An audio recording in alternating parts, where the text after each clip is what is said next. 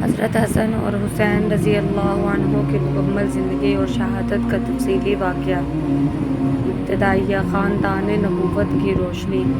مدینہ منورہ کی پاکیزہ فضاؤں میں جہاں ہر گلی سے اذان کی صدا اور قرآن کی تلاوت کی خوشبو آتی تھی، ایک گھر ایسا تھا جو نور ایمان اور تقویٰ کا مرکز تھا۔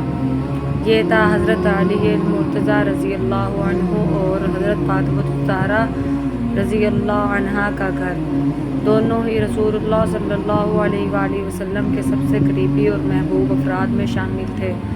گھر کا ماحول تقویٰ، عبادت، اثار اور محبت کا گہوارہ تھا۔ حضرت حسن رضی اللہ عنہ کی پیدائش۔ ہجرت کے تیسرے سال 15 رمضان کو حضرت حسن رضی اللہ عنہ کی ولادت ہوئی۔ رسول اللہ صلی اللہ علیہ وآلہ وسلم نے خود آ کر نو مولود کو اپنی آغوش میں لیا، کان میں اذان و اقامت کہی اور ان کا نام حسن رکھا۔ آپ صلی اللہ علیہ وآلہ وسلم نے ان کے منہ میں کھجور چبا کر لگائی اور دعا دی، اے اللہ میں اس سے محبت کرتا ہوں، تو بھی اس سے محبت کر، اور جو اس سے محبت کرے اس سے محبت فرما۔ حضرت حسین رضی اللہ عنہ کی پیدائش۔ ہجرت کے چوتھے سال 3 شعبان کو حضرت حسین رضی اللہ عنہ کی ولادت ہوئی۔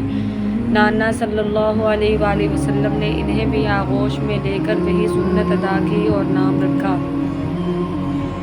حسین اور وہی دعا دی۔ ان دونوں بھائیوں کو اکثر رسول اللہ صلی اللہ علیہ وآلہ وسلم اپنی جان سے زیادہ چاہتے تھے۔ اکثر فرماتے، حسن اور حسین جنت کے نوجوانوں کے سردار ہیں۔ بچپن اور تربیت۔ رسول اللہ صلی اللہ علیہ وآلہ وسلم کے دربار میں حضرت حسن رضی اللہ عنہ اور حسین رضی اللہ عنہ کی شرارتیں سب کو مسکرا دیتی۔ ایک دن آپ صلی اللہ علیہ وآلہ وسلم ممبر پر خطبہ دے رہے تھے کہ دونوں بھائی لڑکھڑاتے ہوئے مسجد میں آئے۔ آپ صلی اللہ علیہ وآلہ وسلم خطبہ چھوڑ کر نیچے اترے، انہیں اٹھایا اور فرمایا، یہ دونوں میرے بیٹے ہیں، میں ان کے لیے اپنی جان بھی قربان کر دوں۔ حضرت علی رضی اللہ عنہ ان کی بہادری اور شجاعت کی تربیت کرتے، حضرت فاطمہ رضی اللہ عنہا عبادت اور حیا کا درس دیتی، اور رسول اللہ صلی اللہ علیہ وآلہ وسلم محبت، صبر اور عدل سکھاتے۔ حضرت حسن رضی اللہ عنہ کی خلافت اور صلح۔ حضرت علی رضی اللہ عنہ کی شہادت کے بعد حضرت حسن رضی اللہ عنہ مسند خلافت پر بیٹھے، مگر مسلمانوں میں فتنے اور خانہ جنگی بڑھ رہی تھی۔ حضرت حسن رضی اللہ عنہ نے خون مسلم بچانے کے لیے معاویہ رضی اللہ عنہ سے صلح کر لی۔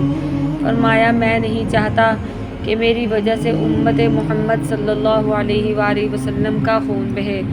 یہ صلح اسلامی تاریخ کا عظیم ترین امن معاہدہ تھی۔ حضرت حسن رضی اللہ عنہ کی شہادت۔ صلح کے کچھ سال بعد دشمنوں نے زہر دے کر حضرت حسن رضی اللہ عنہ کو شہید کر دیا۔ آپ کی شہادت مدینہ میں ہوئی اور جنت البقیع میں دفن ہوئے۔ حضرت حسین رضی اللہ عنہ اور یزید کا دور۔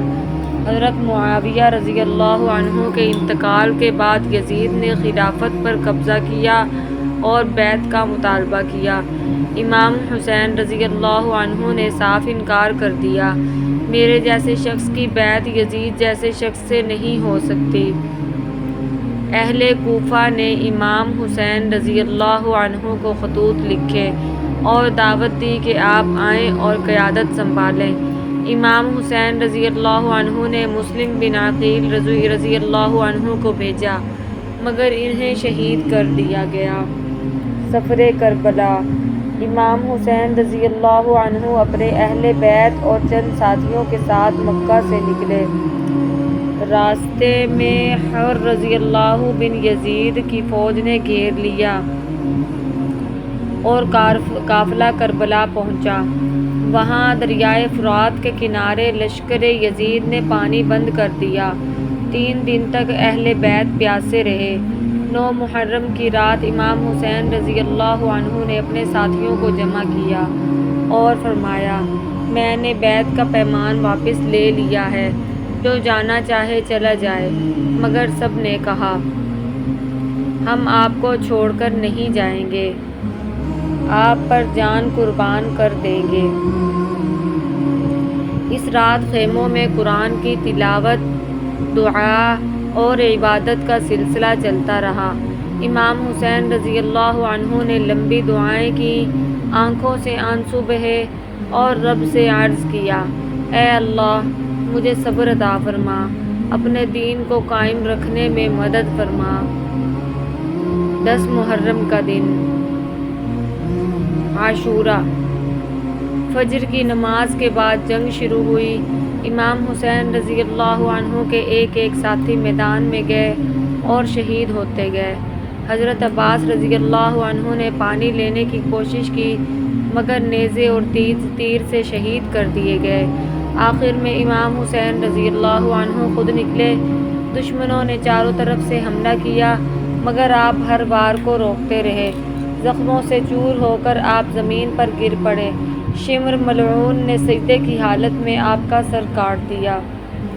شہادت کے بعد اہل بیت کے خیمے لوٹ لیے گئے، خواتین اور بچوں کو قید کر کے کوفہ اور شام لے جایا گیا۔ حضرت زینب رضی اللہ عنہ اور امام سجاد رضی اللہ عنہ نے یزید کے دربار میں ایسی خطابت کی کہ ظلم کا چہرہ بے نقاب ہو گیا۔ سبق اور پیغام: یہ قربانی ہمیں سکھاتی ہے کہ حق پر قائم رہنا جان سے زیادہ قیمتی ہے۔ امام حسین رضی اللہ عنہ نے دنیاوی اقتدار کے لیے نہیں بلکہ دین کی بقا اور عدل کے لیے اپنی جان، خاندان اور سب کچھ قربان کر دیا۔ السلام علیکم۔